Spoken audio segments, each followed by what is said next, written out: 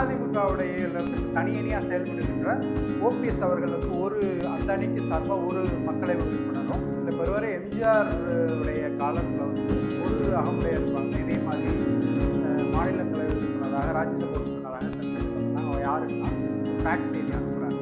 அந்த ஃபேக்ஸ் அடிப்படையில் தான் அதை வச்சு தான் அன்னைக்கு வந்து ஓஎஸ்டிக்கு அந்த வாய்ப்பு வந்து வழங்கப்பட்டது. ஏன்னா அன்னைக்கு வந்து அதையும் நம்ம வந்து கோரிக்கை வைக்காத அடிப்படையில் அதில் கூட அந்த வாய்ப்புகள் மறுக்கப்பட்டது. என்னன்னா ஹூஆர் அகமுடையார், யார் அந்த அகமுடையார்கள் அந்த கடிதத்தை வச்சு அந்த மாதிரி கேட்குது. அப்போ அன்னைக்கு இருக்க எஸ்டிஎஸ் அவர்கள் வந்து இல்லை எல்லா முக்குளத்தோடு தான் ஒரே பிரிவினர் தான் அப்படின்னு சொல்லி அவர் வந்து அந்த கடிதத்தை வந்து மறைக்க முயற்சி பண்ணுறாரு. அப்போ கண்ணப்பன் அவர்கள் தான் இந்த விஷயத்தை வந்து பேசி அகமுடையர்னா யார், அவர்கள் முக்குளத்தூரில் அவங்க பார்த்து என்ன, அவங்க எண்ணிக்கை என்னங்கிறத வந்து வெளிப்படையாக பேசுறது கண்ணப்பன் அவர்கள் தான். ஆனால் 2 பேருக்கு தான் அவங்க திமுகவில் வந்து 96 வந்து பொன்முத்துராமலிங்கம் அவர்களுக்கு வாய்ப்பு வழங்கினாங்க. அதுக்கடுத்து இப்போ 2024 மருத்துவர் சரவணன் அவர்களுக்கு இப்போ 2024 அந்த வாய்ப்பு கொடுக்கப்பட்டாங்க. ஆனால் இங்கே வந்து தொடர்ச்சியாக நமக்கு வாய்ப்புகள் மறுக்கப்படுவது என்னன்னா, நமக்கான வாக்கு சேகரித்த சமூகம் சரியாக நம்ம வந்து நம்முடைய வாக்கு செலுத்தலை. எம்ஜிஆர் அன்னைக்கு வந்து திமுக அதிமுக உருவாக்கப்படும் போது மதுரை ஒருங்கிணைந்த மதுரை மாவட்டத்துடைய முதல் மாவட்ட செயலாளர் சங்கரபாண்டி அவர் தான் அகமுடையார். அதேமாதிரி ராமநாதபுரம் மாவட்ட ஒருங்கிணைந்த மாவட்ட செயலாளர் அவர் வந்து இது பண்ணி அந்த சின்னத்தை தேர்ந்தெடுத்துருக்கோம். அதுதான் பின்னாடி அதிமுகவான நிரந்தரமான சின்னமாக மாறுது. அப்போ அகமுடையர்கள் நீங்கள் ஒவ்வொரு காலகட்டத்திலையும் எம்ஜிஆர் காலகட்டத்தில் பவர்ஃபுல்லாக இருந்த அதிமுக இருக்கின்ற எல்லாருமே நம்ம நாட்டில் நிறைய இருந்தாங்க. ஆனால் எம்ஜிஆருடைய மறைவுக்கு பின்னாடி தொடர்ச்சி அதிமுக புறக்கணிக்கப்படுறதுனா எம்ஜிஆர் மறைவுக்கு பின்னாடி ஜெயலலிதா வரவுக்கு பின்னாடி கணக்கெடுக்கலாம். அது ஜெயலலிதா மட்டும் நம்ம நேரடியாக சொல்ல முடியாது. அதுக்கு ஊடகங்கள் அது எல்லாமே தீர்மானிக்கிறாங்க. ஆனால் அது முக்குளத்தூருங்கிற கட்டமைப்பு வந்து பெரிய வாக்கு இதாக இல்லை. ஆனால் அந்த முக்குளத்தூர்லேயே மற்ற 2 பிரிவினரை விட அதிகமான எண்ணிக்கை பலம் கொண்டவங்க அகமுடையார்.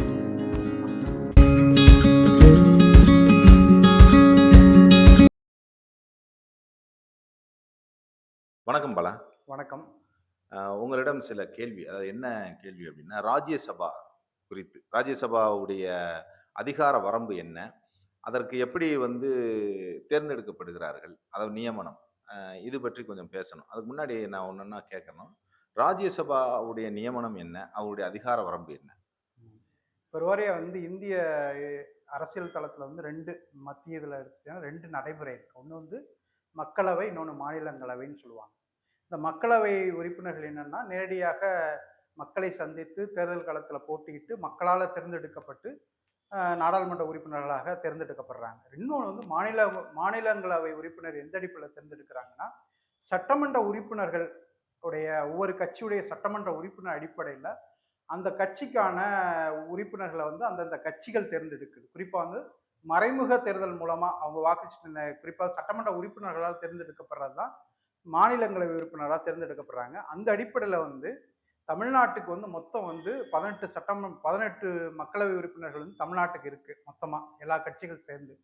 அதில் வந்து இன்னைக்கு இப்போ நடைமுறையில் வந்து எடுத்துக்கிட்டீங்கன்னா திமுகவுக்கு 10 மக்களவை உறுப்பினரும், அதிமுகவுக்கு வந்து 3 மக்களவை உறுப்பினர்களும், அதே மாதிரி வந்து அதிமுகவுடையிலிருந்து இப்போ தனியணியாக செயல்படுகின்ற ஓபிஎஸ் அவர்கள் வந்து அந்த அணிக்கு சார்பாக ஒரு மக்களவை உறுப்பினரும், மாநிலங்களவை உறுப்பினரும், இன்னொன்று வந்து மதிமுக சார்பாக ஒருத்தரும், தமாகலேருந்து ஒருத்தரும், இந்த மாதிரி ஒரு 18 பேர் வெவ்வேறு கட்சிகள்லேருந்து இப்போ தேர்ந்தெடுக்கப்பட்டிருக்காங்க. இதில் என்னென்னா வருகின்ற இப்போ 2025 வந்து ஒரு 6 பேருடைய பதவி காலம் வந்து முடியுது. திமுகலேருந்து ஒரு 3 பேரும், அதிமுகலேருந்து ஒருத்தரும், மதிமுகலேருந்து ஒருத்தரும், பாமகலேருந்து இந்த 6 பேர் வந்து அந்த பதவி காலம் முடியுது. அப்போ புதுசாக வந்து அந்த கட்சிகள் சார்பாக மீண்டும் தேர்ந்தெடுப்பாங்க. அந்த அடிப்படையில் வந்து இப்போ வந்து கோரிக்கை என்ன, இப்போ வந்து யாரை தேர்ந்தெடுக்க போறாங்கிறதான் ஒரு கேள்வியா எல்லா கட்சிகளும் என்ன தேர்ந்தெடுக்க போறாங்கிறதா ஒரு கேள்வியா இருக்கு. இப்ப நம்முடைய கோரிக்கைகள் என்னன்னா அது சார்ந்த கேள்விகளை நீ கேட்டீங்கன்னா அதுக்கான இப்ப நான் என்ன கேட்கிறேன் அப்படின்னா, திமுகவை விட்டுருவோம். இப்ப நான் அதிமுகல நியமன எம்பி, அதாவது ராஜ்யசபா அப்படின்னு சொல்லக்கூடிய எம்பிக்கள் வந்து இதுவரை, அதாவது எம்ஜிஆர் காலத்திலிருந்து தேர்ந்தெடுக்கப்பட்டவர்களுடைய வரிசையை பத்தி இப்ப நம்ம பேசுவோம். எம்ஜிஆர் காலத்திலிருந்தே இதை பேசும்போது ஒரு கேள்வி என்ன வருதுன்னா, அகமுடைய பிரதிநிதித்துவம் இங்கே மறுக்கப்பட்டது அப்படின்ற ஒரு விஷயம் தென் மாவட்டத்துல நீண்ட நாட்களாகவே இருக்கு. நம்ம அந்த கேள்வி நான் பின்னாடி கேட்கிறேன். இப்ப எம்ஜிஆர் காலத்திலிருந்து நியமன எம்பிக்கள் பற்றியான பட்டியலும், ம், அவர்கள் தேர்ந்தெடுக்கப்பட்ட பின்னணியும், ம். அதுல குறிப்பாக அகமுடையர்களுடைய புறக்கணிப்பு இருந்ததா? அப்படின்றதுல இருந்து நம்ம பேசுவோம். இல்ல பெருவரை எம்ஜிஆர் உடைய காலத்துல வந்து ஒரு அகமுடையார் இருக்காங்க. இதே மாரி மாநிலங்களவை உறுப்பினராக, ராஜ்யசபா உறுப்பினராக தேர்ந்தெடுக்கப்பட்டாங்க. அவங்க யாருன்னா, அன்பழகன் ஐயா அவர்கள் வந்து எம்ஜிஆர் இருக்கிற காலத்துல அவருக்கு அந்த பதவி அந்த ராஜ்யசபா உறுப்பினர் ஆக்கப்பட்டார். அதுக்கப்புறம் குறிப்பா ஜெயலலிதா அவர்கள் வரவுக்கு பின்னாடி 91ல இருந்து இப்ப 2019 அந்த அம்மா இறப்பு காலம் வரைக்கும் மொத்தம் வந்து 74 பேர் வந்து அதிமுக சார்பா ராஜ்யசபா உறுப்பினருக்கு தேர்ந்தெடுக்கப்பட்டிருக்காங்க. அந்த 74 பேர்ல இதுவரை அகமுடையாருக்கு எத்தனை பிரதிநிதித்துவம் கிடைச்சிருக்கா? 2 பேர். 2 தானா? 2 பேர் தான். ம். ஒண்ணு எஸ்.எஸ். சந்திரன் அவர்களும், இன்னொன்னு வந்து ஓ.எஸ். மணியன் அவர்கள். இந்த தென் மாவட்டத்தை சேர்ந்த 2 பேருக்கு தான் வாய்ப்புகள் வழங்கப்பட்டிருக்கு.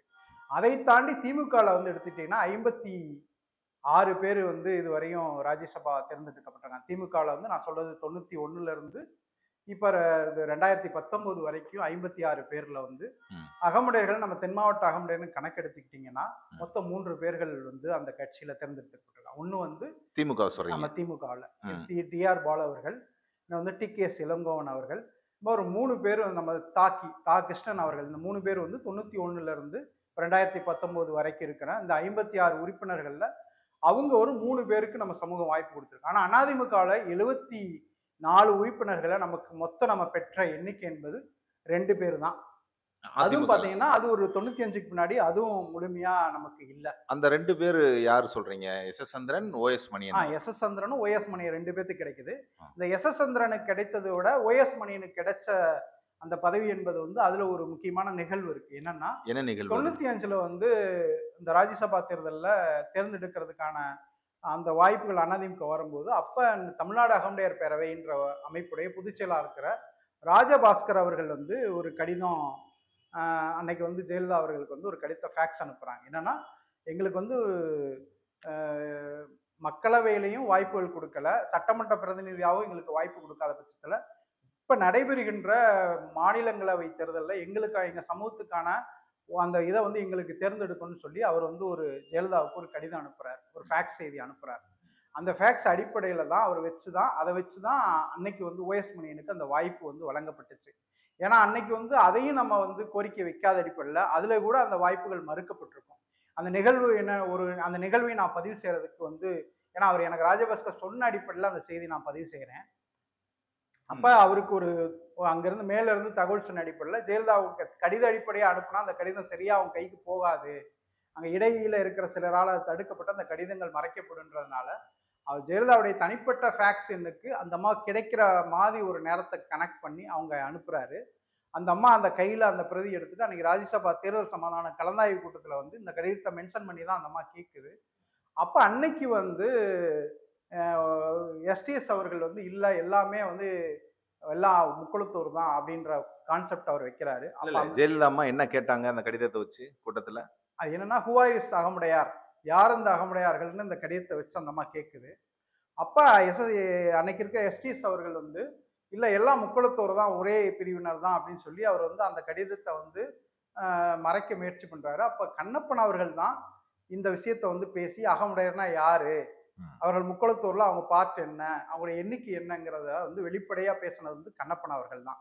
அந்த அடிப்படையில் தான் அன்னைக்கு அந்த லிஸ்ட்ல யார் இருக்கான்னு பார்க்கும்போது ஓஎஸ் மணியனுடைய பேரை டிக் பண்ணப்பட்டு அவருக்கு அந்த வாய்ப்பு வழங்கப்பட்டுச்சு. அப்ப 95க்கு பின்னாடி எடுத்துக்கிட்டீங்கன்னா இப்போ வரை நமக்கான வாய்ப்பு அந்த மாநிலங்களவை உறுப்பினர்லாம் நம்மளுக்கு கொடுக்கப்படவே இல்லை. அது காரணம்னா உள்ளடி அரசியல் நிறைய இருக்கும் அதுக்குள்ள. இப்ப இப்ப இந்த உள்ளடி அரசியல்ன்றதுனால இந்த கேள்வி எதற்காக அகமுடைய பிரதிநிதித்துவத்தை மறுக்கப்படணும் அப்படின்ற ஒரு கேள்வி இங்க எழும்பிக்கிட்டு இருக்கு. என்ன காரணம்னு நினைக்கிறீங்க?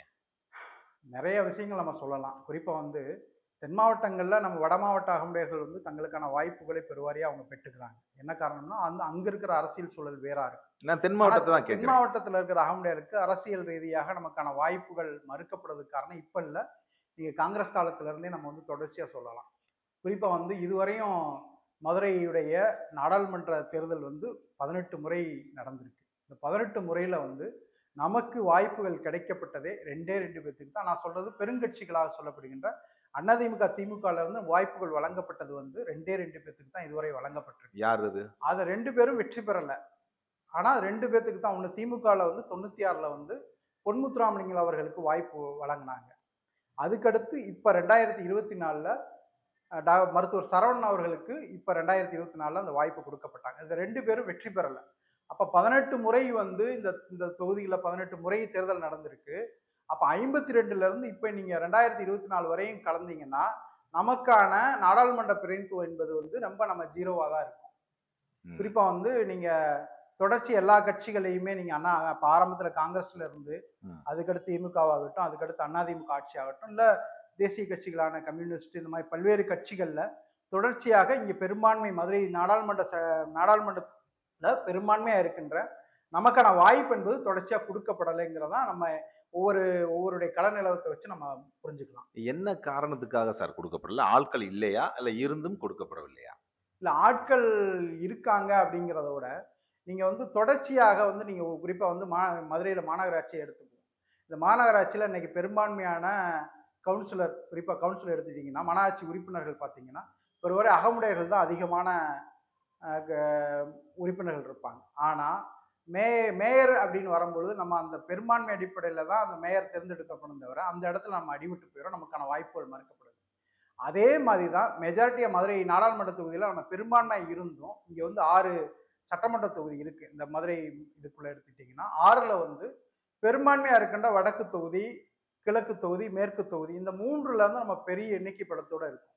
இந்த 3ல வந்து நமக்கான சட்டமன்ற உறுப்பினர்களே நமக்கு வாய்ப்பு கொடுக்கப்படாத போது நாடாளுமன்ற தொகுதியில எப்படி நமக்கு வாய்ப்பு கிடைக்கும் அப்படிங்கிறத நம்ம கேள்வி எழுப்போம். இதுக்கு காரணம் என்னன்னா, எல்லா கட்சிகளும் நம்மளை தொடர்ச்சியா புறக்கணிக்கிறதுனா நமக்கான வாக்கு சதவீதத்தை நாம் என்னைக்குமே அகமுடைய சமூகம் நிரூபிக்க தவறி இருக்கு. என்னன்னா, தனக்கு வாய்ப்பு கொடுக்கலைன்னா அந்த இடத்துல அதுக்கு எதிரான ஒரு நிலைப்பாடை நம்ம சமூகம் எடுக்க தவறுது. எந்த கட்சிகள் நமக்கு மறுக்கப்பட்டாலும் அந்த கட்சிக்கு தான் தொடர்ச்சியா வாக்களிக்கின்ற சூழல் வந்து குறிப்பா மதுரையிலே நீங்க எடுத்துக்கலாம். இப்போ 2021ல் நடந்த சட்டமன்ற தேர்தலில் கூட நமக்கான இங்கே இதில் வந்து நம்ம ஆட்கள் நிற்கிறாங்க. டாக்டர் மருத்துவர் சரவணனே அவர்களே வடக்கு தொகுதியில் நிற்கிறார். வடக்கு தொகுதியில் உங்களுக்கு தெரியும் பெரும்பான்மை நம்ம அகமுடைய சமூகம் தான்.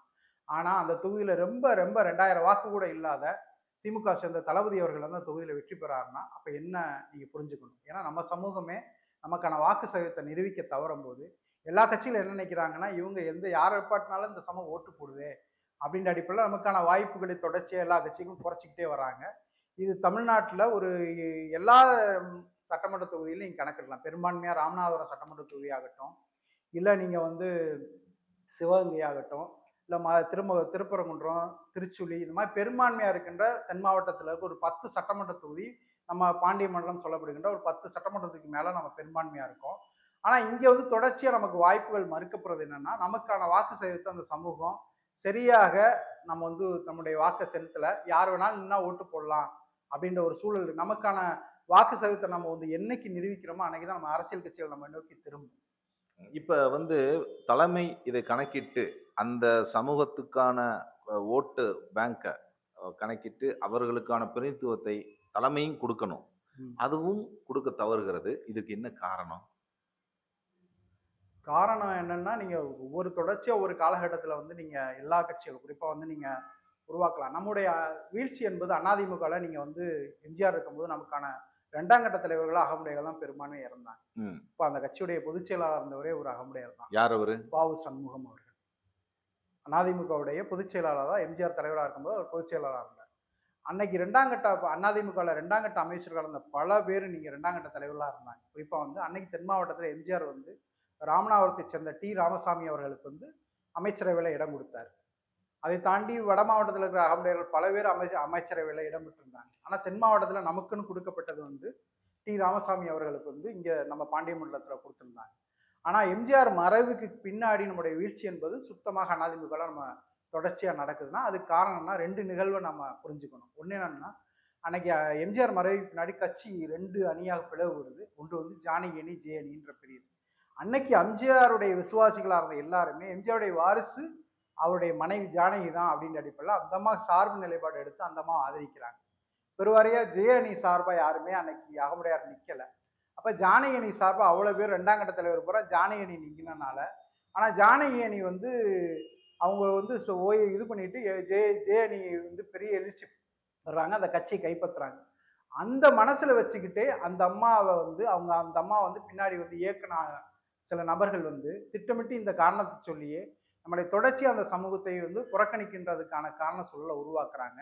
அதனால நம்மளுக்கு 91க்கு பின்னாடி நம்மளுடைய எண்ணிக்கை தென் மாவட்டங்கள்ல தொடர்ச்சியா அகமுடையர்கள் புறக்கணிக்கப்படுறது தான் நிகழ்வா நடந்திருக்கு. அது நிறைய பேசணும்னா நம்ம வந்து சட்டமன்றத்தை பத்தி பேசும்போது நிறைய இதை பத்தி விவாதிக்கலாம். இது ராஜ்யசபா தேர்தலுங்கிறனால நம்ம சட்டமன்றத்துக்குள்ள பெருசா நம்ம கவனம் செலுத்த வேண்டியதில்லை. இப்ப நம்ம ராஜ்யசபா சம்பந்தமான இதை மட்டும் நம்ம அதுதான். இப்ப ராஜ்யசபாவை பத்தி இப்ப பேசும்போது, எடப்பாடி அவர்கள் எதை கணக்கிட்டு இத செய்வார் அப்படின்னு நீங்க ஒரு யூகத்தின் அடிப்படையில பேசலாமா? ஒரு அனுமானமா நீங்க இப்ப சமீப காலங்கள்ல நீங்க தெரிஞ்சுக்கலாம்.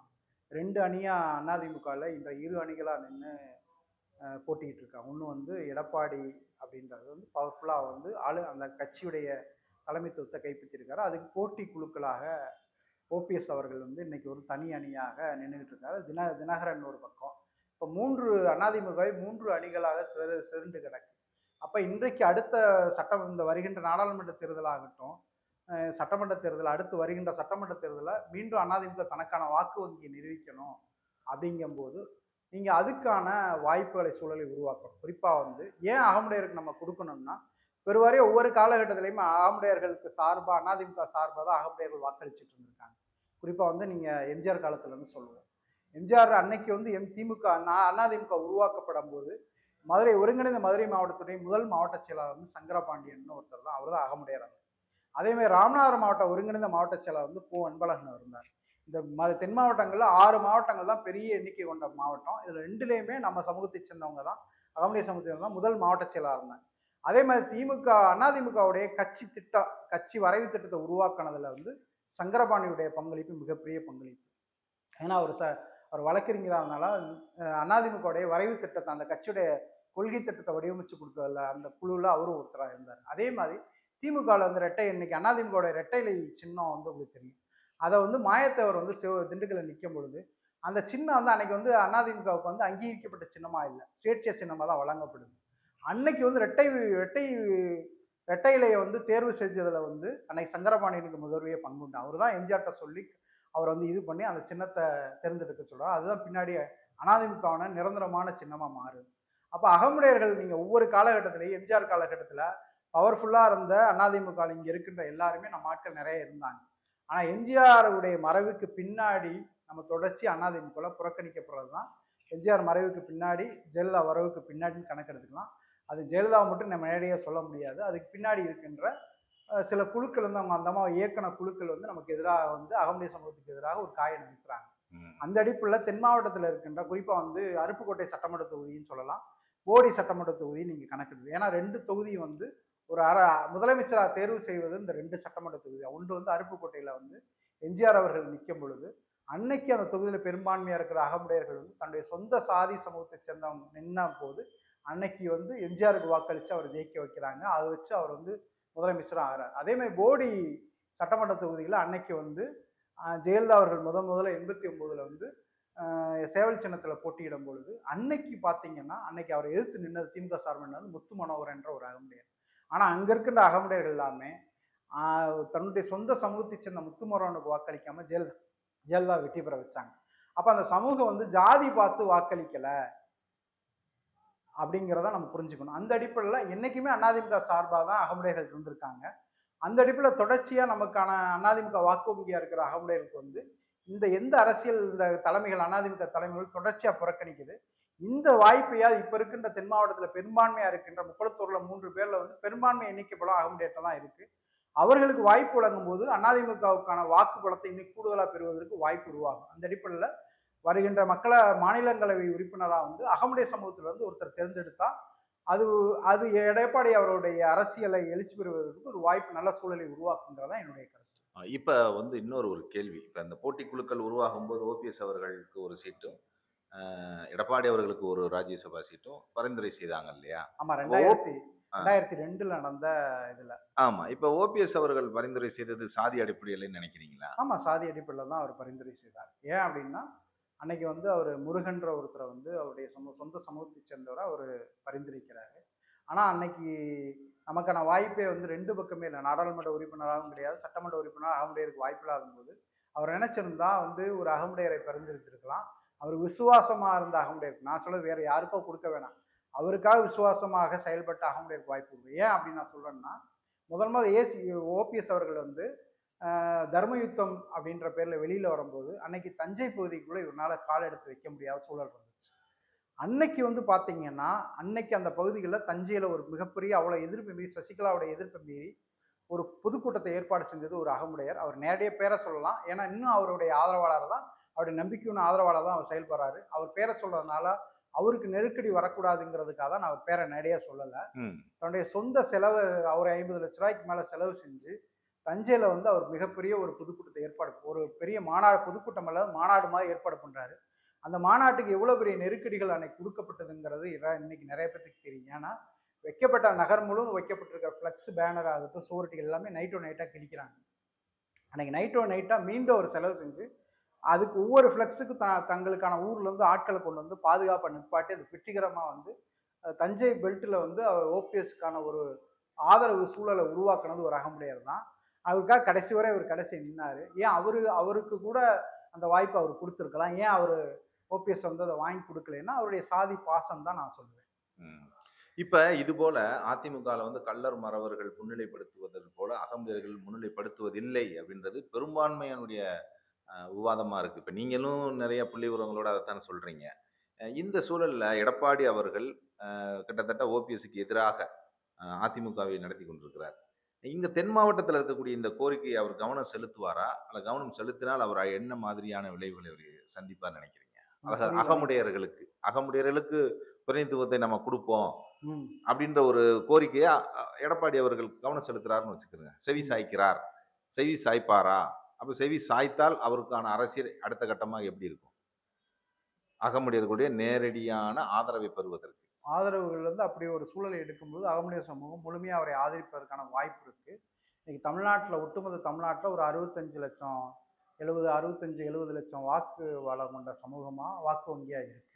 அல்ல தென் மாவட்டத்தில் ஒரு 35 லட்சம், நம்ம வந்து தென் மாவட்டத்தில் எடுத்துட்டா 35 வாக்கு பலம் கொண்டிருக்காங்க.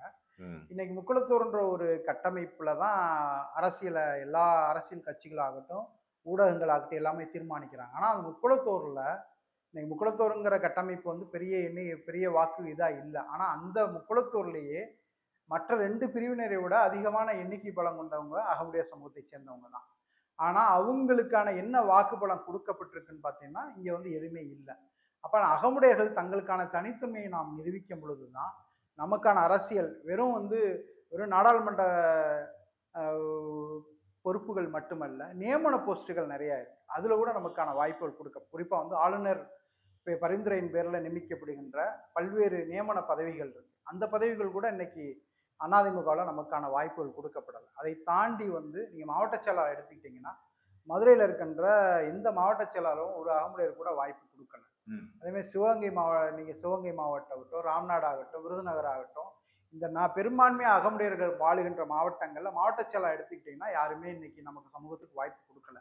அப்ப நீங்க வந்து இன்னைக்கு உதாரணத்துக்கு நீங்க சொல்லலாம், நீங்க மதுரையில போன தடவை சரவணன் வந்து வாய்ப்பு கொடுத்தோம், அவர் வந்து ஜெயிக்கல அப்படின்ற ஒரு காரணத்தை அவங்க சொல்றாங்க. நாங்க அகமுடையர் கொடுத்துருக்கோம், ஆனா அவர் வெற்றி பெறலை அப்படின்னு ஒரு காரணத்தை சொல்றாங்க.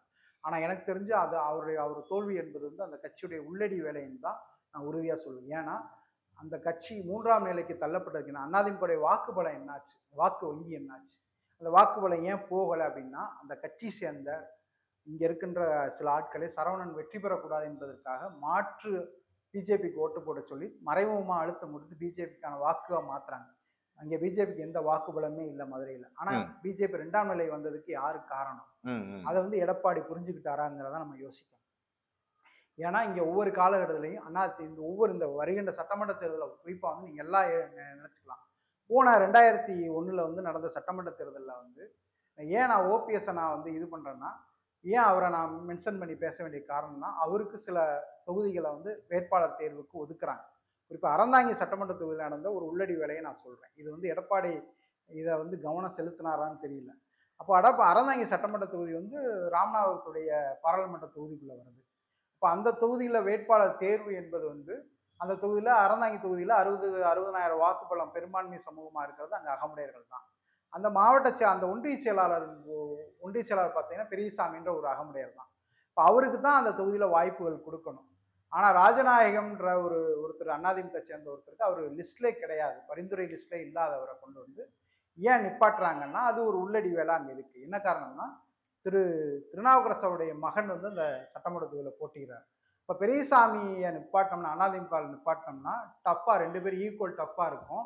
அவர் அது பெரியசாமி வெற்றி பெறுவதற்கான வாய்ப்பு சூழலை உருவாக்கும். ஏன்னா பெரும்பான்மை அகமுடைய சமூகடைய வாக்குப்பலம் அங்கே போகுங்கிறதுக்காக அங்கே வந்து திட்டமிட்டு ராஜநாயகத்துக்கு அவருக்கு வந்து வாய்ப்புகள் கொடுக்கறது. அதுக்கு யார் செயல்பட்டானா ஓபிஎஸ் அவருடைய மறைமுக அழுத்தமும் ஒரு காரணம்னு அறந்தாங்கி தொகுதியில் இருக்கிற அகமுடையர்கள் நிறைய பேர் குற்றச்சாட்டாக வச்சாங்க. அந்த அடிப்படையில் பெரியசாமிக்கு அந்த வாய்ப்புகள் மறுக்கப்பட்டு ராஜநாயகத்துக்கு கொடுக்குறாங்க. ராஜநாயகம் ஈஸியாக வந்து அதிமுக தோல்வி அடைஞ்சு. இந்த மாதிரி நிறைய சட்டமன்ற தொகுதி எடுத்துக்கலாம். அந்த தொகுதிகளில் அகமுடையர்கள் கொடுக்காம அது உள்ளடி வேலை பார்க்கின்றது வந்து நிறைய அதிமுக பல தொகுதிகள் நடந்துச்சு. இந்த தென் மாவட்டங்கள் நடந்த நிறைய தென் மாவட்டங்களில் அதிமுக தோல்வி அடைவதற்கு காரணம் என்னன்னா அன்னைக்கு வந்து எடப்பாடி பலம் பெறக்கூடாதுன்ற ஒரு அடிப்படையை வைத்து கொண்டு தான் அன்னைக்கு வந்து ஒரு பொய் பிரச்சாரத்தை எடுக்கிறாங்க. அதை வச்சு இங்கே எல்லா தொகுதியும் தோக்கடிக்கிறாங்க. ஏன்னா மீண்டும் எடப்பாடி பவர்ஃபுல்லாக வந்துட்டா இந்த கட்சி தலைமை எடப்பாடி கைக்கு போயிடும். அப்போ இந்த இடம் அவங்க தோல்வி அடைஞ்சால் மட்டும்தான் எடப்பாடி கை இறங்குன்ற அடிப்படையில் தான் அந்த கட்சியை சேர்ந்த எல்லாருமே மறைமுகமான ஒரு உள்ளடி வேலையை செஞ்சு அதிமுக தோல்வி அடைவதற்கு ஒரு வாய்ப்பு சூழலை உருவாக்குறாங்க. ஏன்னா நிறைய தொகுதிகளில் ரொம்ப குறைவான வாக்குபலத்தில் தான் நீங்கள் எல்லா தொகுதியிலையும் தோற்றுருக்காங்க. அப்போ அது காரணம் என்ன அப்படிங்கிறத வந்து அதிமுக தலைமை புரிந்து கொள்ளணுங்கிறதா எங்களுடைய கோரிக்கையாக இருக்கு. இப்போ நீங்கள் சொன்னது ஒரு முக்கியமானது. தென் மாவட்டத்தில் டாக்டர் சரவணன் அவர்கள் பெரும்பான்மை மக்களால் பெரிதும் மதிக்கப்படக்கூடிய ஒரு நபர். அவர் 3ஆம் இடத்திற்கு தள்ளப்பட்டது. அப்ப அதிமுகவுடைய வாக்கு வங்கி என்ன ஆச்சுன்ற ஒரு கேள்வி எனக்குள்ள இருக்கு. அப்ப இதை எடப்பாடி புரிந்து கொள்வாரா அப்படின்னு ஒரு கேள்வி கேட்டீங்க. அப்ப டாக்டர் சரவணன் அவர்களுடைய தோல்வியை உள்ளடி வேலை செய்தது அதிமுகல ஒரு சாதி சார்ந்த பார்வைன்னு வச்சுக்கலாமா? என்னுடைய கேள்வி. கண்டிப்பா பார்வையா நான் பார்த்துக்கலாம். ஏன்னா வெறும் அதிமுகல மட்டும் இல்ல, ஒரு தடவை வடக்கு தொகுதிகளில் வந்து அவர் வந்து அதிமுக கூட்டணியில இருந்து பிஜேபியில பாஜக சார்பா அவர் போட்டியிடும் பொழுது அந்த தொகுதிகளில் அதிமுக கூட்டணி கட்சி இந்த கூட்டணி உடைய தொண்டர்களே அந்த தொகுதிகளை பிரச்சாரத்தில் காணும். முழுக்க சரவணன் மேல அனுதாபம் கொண்ட சில உறவுகளும் பிஜேபி சேர்ந்த சில வெளி மாவட்டத்திலேருந்து வந்த பிஜேபி உறவு. ஏன்னா பிஜேபிக்கு பெரிய வடக்கு தொகுதிகளில் பெரிய கட்சி வாக்குப்பலம் இல்லை. அப்போ அதிமுக கூட்டணிங்கும்போது அதிமுகவுக்கு தான் வாக்குப்பலம் இருக்குது. அந்த ஒவ்வொரு வார்டு ரீதியாக அவங்களுக்கு தான் தெரியும். ஆனால் அந்த பிரச்சார கூட்டத்தில் பார்த்தீங்கன்னா அதிமுக உறுப்பினர்களே இல்லை. ஏன்னா எல்லாருமே வந்து மேற்கு தொகுதிக்கு போயிட்டாங்க. மேற்கு தொகுதியில் போய் அவர் இன்னொருத்தர் அந்த தொகுதியில் போட்டிக்கிட்ட ஒரு முன்னாள் அமைச்சருக்கு சார்பாக அங்கே போய் வேலை பார்க்குறாங்க. அப்போ இந்த கூட்டணி கட்சி போட்டிக்கிட்ட அதுக்கு வந்து ஏன் நிற்கிறான்னா சரவணன் நிற்கிறாருன்ற ஒரே காரணம் தான் தவிர மற்ற காரணம் கிடையாது. அங்கேயும் அதே உள்ளடி வேலை பார்த்து தான் போன இதுலேயும் ஜெயிக்கிறதுக்கான வாய்ப்பை சூழலை உருவாக்கி அவர் தோல்வியடைகிறதுக்கான வழிவகுப்பு செஞ்சாங்க. இது இன்றைக்கு எல்லாம் நம்ம தரப்புல எல்லாத்துக்குமே தெரியும் இந்த விஷயம். ஆனால் கட்சி தலைமைக்கு அது சரியா போய் செஞ்சுச்சாங்கிறதா இங்கே நம்ம பார்க்க வேண்டிய விஷயம். அப்புறம் இன்னொரு முக்கியமான கேள்வி, அதாவது எம்ஜிஆர் காலத்திலிருந்து அகமுடையர்கள், எம்ஜிஆர் காலத்திற்கு பிறகு அகமுடையர்களுடைய பிரதிநிதித்துவம் அதிமுகவில் தொடர்ந்து புறக்கணிக்கப்பட்டது அப்படின்னு நீங்க ஒரு வாதத்தை வச்சீங்க. இப்ப சமீபத்தில் ராஜ்யசபாவுடைய பதவி காலம் 2025 நியமன காலம் இப்போ ஒன்று வந்திருக்கு. அது ஒரு நீண்ட விவாதமும் நடந்துட்டு இருக்கு. எடப்பாடி அவர்கள் இந்த அகமுடைய பிரதிநிதித்துவத்தை மனதில் கொண்டு ராஜ்யசபா சீட்டை எப்படி அவர் தென் மாவட்டத்தில் நிரப்புவார் அப்படின்னு நீங்க நினைக்கிறீங்க? இந்த பருவரே அந்த 10.5 இதை வைத்துக்கொண்டு இன்னைக்கு தென் மாவட்டங்களில் எடப்பாடி தான் இதை வந்து அந்த இடஒதுக்கீடுக்கான இதில் கையெழுத்து போட்டார்ன்ற பேர்லையும் ஓபிஎஸ் அவர்கள் வந்து ஒரு அணியை குறிப்பாக வந்து மறவருடைய வாக்குகளை ஓபிஎஸ் தனக்கு சாதகமாகவும் டிடிவி வந்து கல்லர் சமூகத்துடைய வாக்குகளை அவருக்கு சார்பாக திருப்புறார். 2 பேர் திருப்பிட்டு இருக்காங்க. அப்போ இந்த முக்குளத்தூரில் பெரும்பான்மையாக அந்த 2 சமூகத்தை விட பெரும்பான்மையாக இருக்கின்ற அகமுடையர் சார்பாக தன்னுடைய கவனத்தை எடப்பாடி திருப்பினாதான் இங்கே வாக்கு சதவீதத்தை நம்ம அதிமுக வாக்கு சதவீதத்தை மீண்டும் கூட்ட முடியும். ஏன்னா ஒரு காலத்தில் எம்ஜிஆர் காலத்தில் மிக தீவிரமாக இருக்கிற ஆர்வ சக்தியாக இருந்த அகமுடையர்கள் வந்து சசிகலாவுடைய வரவுக்கு பின்னாடி சுத்தமாக தங்களுக்கான தங்களுடைய வாய்ப்புகளை குறைச்சி சுத்தமாக அவங்கள தொட தெரிஞ்சுட்டாங்க. மீண்டும் அகமுடையுடைய ஆதரவை பெறுவதற்கு வந்து இந்த நாடாளுமன்ற தேர்தலும் சட்டமன்ற தொகுதியிலேயும் நமக்கான வாய்ப்புகள் அதிமுக கொடுக்கல. காரணம் எடப்பாடிக்கு சில அழுத்தங்கள் இருந்ததுனால அவர் அதை அதை பரிசீலிக்காம இருந்துட்டாங்க. இன்னைக்கு முழுமையாக வந்து அதிமுக தீர்மானிக்கின்ற சக்தியாக எடப்பாடி அவர்கள் திகழ்றதுனால இப்போ ஒரு இறுதியான ஒரு முடிவை நம்ம எடுப்பதற்கான ஒரு சூழலை உருவாக்கியிருக்கு. அந்த அடிப்படையில் வந்து இந்த ராஜ்யசபா வருகின்ற 2025 அதிமுக வர வாய்ப்பில் வந்து ராஜ்யசபாவில் வந்து இங்கே ஒரு அகமுடையருக்கு பரிந்துரை இங்கே கொடுக்கறதுக்கான சூழலை உருவாகும் போது அகமுடையுடைய கவனம் அதிமுக பக்கம் திரும்புவதற்கு ஒரு வாய்ப்பு சூழலை உருவாக்குங்கிறதுனால எங்களுடைய கோரிக்கை. ஆனால் இது அதிமுக கட்சி தலைமை வந்து இதை முற்றிலுமா பரிசீலித்து ஒரு அகமுடையருக்கு கொடுத்து இந்த அகமுடையுடைய நீண்டகால ஒரு வருத்தத்தை போக்கணுங்கிறதா எங்களுடைய கோரிக்கையா இருக்கு. அப்படி கொடுக்கறதாக இருந்தா தென் மாவட்டத்துல யாருக்கு பரிந்துரை செய்வார்? இன்றைக்கு மதுரையுடைய தென் மாவட்டத்தில் இருக்கிற பாண்டிமண்டலத்துடைய தலைநகராக இருக்கின்றது வந்து மதுரை தான். இப்போ மதுரையில் வந்து இங்கே வந்து இன்னைக்கு ஓரளவுக்கு கட்சி தலைமை கூட எடப்பாடி கூட நெருக்கமான தொடர்பில் இருக்கிறது வந்து மருத்துவர் சரவணன் அவர்கள் தான். ஏன்னா போன நாடாளுமன்ற தேர்தலில் பார்த்தீங்கன்னா அன்னைக்கு வந்து ரொம்ப டஃப்பான காலகட்டத்தில் யாருமே நாடாளுமன்ற வேட்பாளராக போட்டியிடுவதற்கு யாருமே முன்வராத போது சரவணன் அவர்கள் வந்து அந்த அந்த அந்த இடத்துல சிக்கலான நேரத்தில் எடப்பாடியுடைய கை கொடுத்து இந்த மதுரை பார்லிமெண்ட்ல தன்னை போட்டியிடுறாரு. பொருளாதாரத்தை நிறைய செலவழிச்சும் கூட இந்த போட்டியிட்டு தன்னுடைய கட்சி தலைமையுடைய விசுவாசத்தை அவர் காமிக்கிறார். அப்போ அந்த அடிப்படையில் ஏற்கனவே அவர் ஒரு முறை வந்து போட்டியிட்டு தனக்கான வாய்ப்பை வந்து கட்சி உள்ளடி வேலையில் அவர் தோத்துருக்காரு. அவருக்கு அந்த வாய்ப்பை கொடுக்கறது வந்து எனக்கு தெரிஞ்சு ஒரு நல்ல சூழலை உருவாக்கும். ஏன்னா அவர் ஒரு படித்த மருத்துவராக இருக்காரு, மருத்துவராக இருக்காரு. இங்க இருக்க அகமுடைய சமூகத்தை தாண்டி மற்ற எல்லா சமூக மக்கள்கிட்டையும் ஒரு இணக்கமான ஒரு நட்பை கொண்டிருக்காரு. அதனால வந்து டெல்லி அரசியலுக்கு வந்து ஒரு படித்தவரை நாம் தேர்ந்தெடுப்பது வந்து கட்சிக்கு அடுத்த கட்டத்துக்கு கொண்டு போறதுக்கு வாய்ப்பு உருவாக்கும். அதனால மருத்துவர் சரவணன் அவர்கள் வந்து தேர்ந்தெடுப்பது வந்து இன்றைக்கு இருக்கிற இப்ப தென் மாவட்டத்தில் இருக்கின்ற ஒரு சூழலுக்கு நல்ல ஒரு உகந்ததா இருக்குங்கிறது எங்களுடைய கருத்து.